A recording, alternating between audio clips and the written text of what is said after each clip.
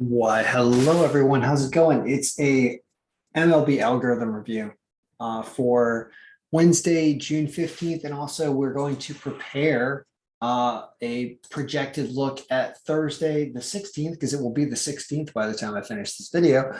And I'll show you how to do that. And then I'll kind of show you how that gets into the Google Sheet. So there's a lot going on here. A lot going on here. Basically, we're creating a new day. And today I wasn't able to get anything up until just before the game started.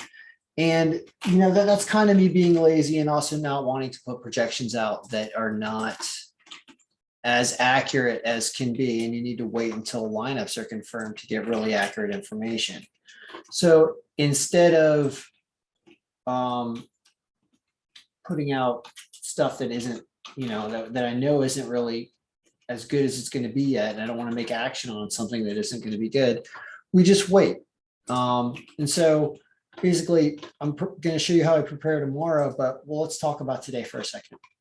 Today being Wednesday. Well, almost all the games are over. Dodgers game's still going on. They're up 4-0. No surprise there that they're winning. A reasonable day. When you look at the Excel file, which can give you a little more, an easier way to look at all of the games in the day. Like these are all the games. These were the order that it would have been if we'd had all the confirmed lineups when I sent it out. Now that doesn't work in practice because there are games that are happening throughout the day, and the 1 o'clock games and 2 o'clock games had lineups confirmed well before the games that started at 7 o'clock and 8 o'clock and 10 o'clock. And so you actually don't have current information, which is kind of what the Google Sheet is all about. The Google Sheet will show you what the projection was when it was frozen in time and we acted on imperfect information for the rest of the day.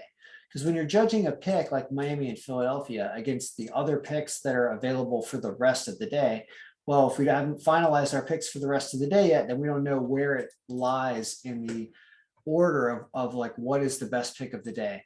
So this is what it was at 1 o'clock whenever we posted this. I left it. I didn't override it when I pasted the projections for later games, which will cause us to have multiple picks. Like Toronto is apparently a number 2 pick of the day. Dodgers are also a number 2 pick of the day because of the way that I updated the confirmed lineups as they were announced. So it's just annoying, but it is what it is. It does try to give you a true margin of the game. So anyway, the point is when you're generating, this Google Sheet, which has weather and wind and stuff like that, it showed some interesting things like a really windy day in Chicago for the Cubs game was going to result in a lot of runs. They put up 24 runs in this game. I actually bet an over 17 and a half at plus 500 is what I got. I hit that thing in the 7th inning. This is a joke. So anyway, the point is the algorithm, along with this other information, created some very interesting plays when it comes to over unders, especially in a windy situation like that. Other games also went over, but not super big over. Toronto doesn't cover by letting Baltimore come back late. So that hurt. But let's take a look at the results now. Sorry, let's go back here to the results. So this is what it was before. If we could have frozen it in time when we had confirmed lineups for all teams. So at the end of the day, really. Well, I mean, it's a 12-3 day, but that's not great because of what happened up here, which is 2 of the top 4 losing. So St. Louis losing is horrible because that goes on everything. And so if you're putting it on round robins, which is why you don't want to put a lot of things, one outcome on a lot of different bets. You want to try to spread it out and not be dependent on one game. But St. Louis, a big, huge loser. That sucks. Dodgers is not even over yet. Toronto doesn't cover. So then their line was terrible. So that sucks too. And the Mets, as our only underdog up top here, lose. I didn't realize we had San Diego as an underdog down here in both versions that I sent out this morning and this one. So I didn't realize that. But this is a huge, they get destroyed. Peterson gets hit hard. But all this stuff was great. All this stuff was great. This was a low scoring game. The Yankees win. What was this game like? 4-1 final there. 4-3. It was 4-3, wasn't it? Yeah, this game was 4-3 and it's predicting, 3-2, but at the higher end, it was just really well predicted game there. Doesn't go under 7, unfortunately.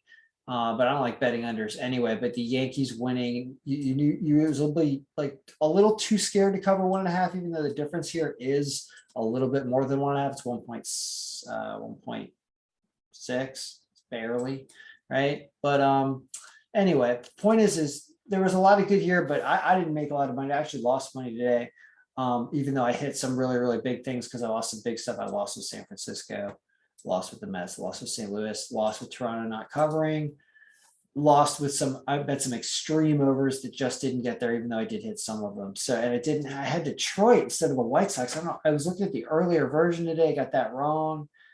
I did have Cleveland. I did have the over in this game all over the place. I did have Boston, even though it was kind of by accident because of the way the pitching matchup was in that Boston game and whether or not you were going to use Wishnowski's AAA stats or his.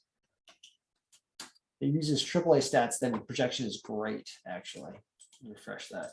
See that Boston moves up there and they did win this game by 9. So using his current year stats, his AAA stats was better, which is something I toyed with in a couple of versions today. I sent this out originally like this.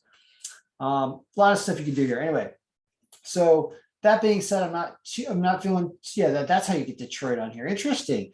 So, wow, changing the pitcher ERA here screws up the range in this game. That's why Detroit was on there. Very interesting. Have to keep that in mind. It's a complicated explanation of why messing with these pitcher years and whether or not you allow a pitcher with a really high or low ERA in the game. We were taking away a high ERA pitcher, one that was skewing the range of ERAs for pitchers for the day. And when we got rid of that, it brought Detroit as a favorite over Chicago for some reason. So there was something about we're using ERA maybe too much in that Chicago game. Yeah, we used Faedo's ERA too much because he got rocked. So we could bring this thing down and use something like win percentage more because we're getting later in the season, actually. And whip, or maybe, I don't know, pitchers seem to be going a little bit longer. Use bullpen ERA more. Point is, you can switch all the stuff around, you get different projections. Look at that. See, that's better. Anyway, point is, so that's all the things you can do with the Excel file. If you want the Excel file, contact me. You should compensate me something for it, and I will send it to you. That's how that works. Now, let's talk about tomorrow, because this is how quick we can set up projections for tomorrow. I don't want to be a data hog and not give you guys projections that I know you want to see for the next day, but I also don't want to spend all day updating them. So I can give you a look tonight, and then I'll do the look in the Google Sheet when the lineups are confirmed tomorrow. That's the whole point, is we wait until lineups are confirmed to do the final look. But as for right now, we can show, which I believe there are only 9 games tomorrow.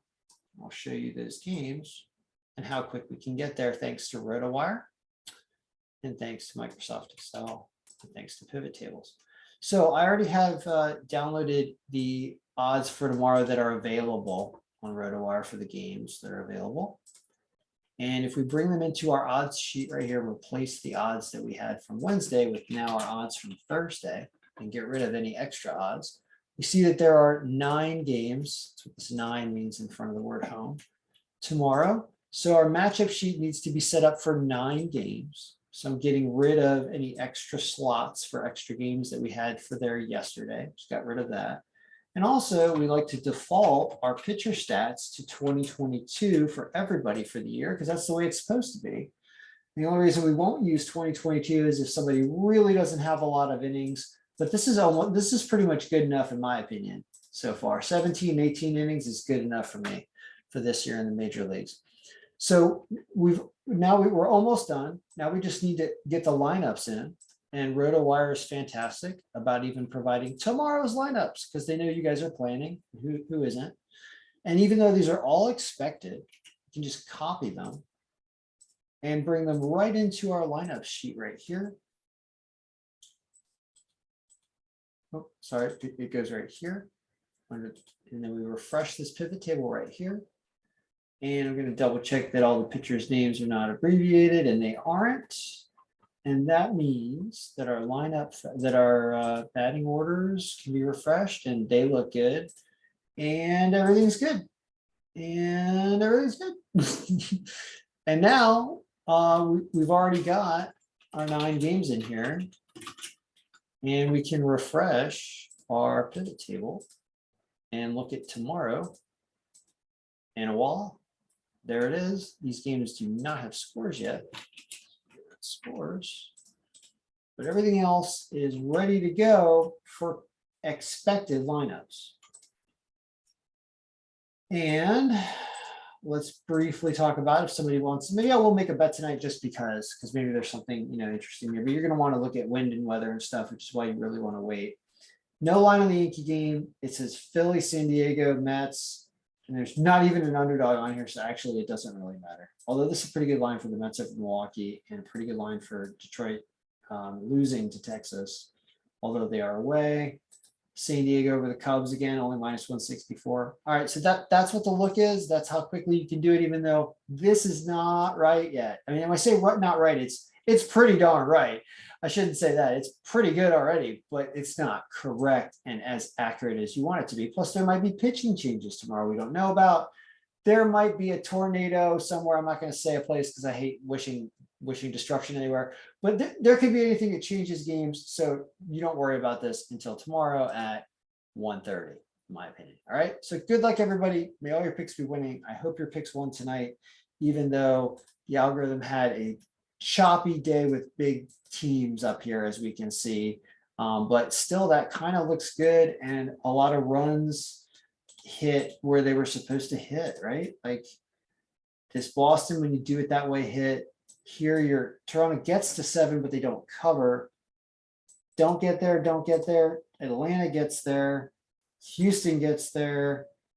Arizona gets there. The rest of the teams don't get there except for San Diego that gets there at a half. And anyway, all right, guys, good luck. May all your picks be winning.